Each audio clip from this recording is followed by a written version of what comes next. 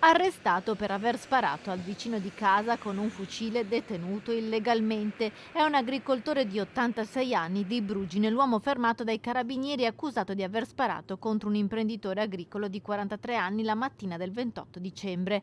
L'anziano qualche tempo fa aveva venduto al vicino un terreno sul quale ora reclama diritti. Il giorno dell'aggressione l'86enne ha visto il confinante intento a fare dei lavori nell'appezzamento e gli ha intimato di andarsene. Non ottenendo risposta è rientrato in casa tornando poi con un fucile da caccia calibro 12 di fabbricazione artigianale. Con l'arma ha sparato un colpo contro il 43enne imprenditore che fortunatamente è riuscito a mettersi al riparo proteggendosi dietro la benna del trattore che stava guidando.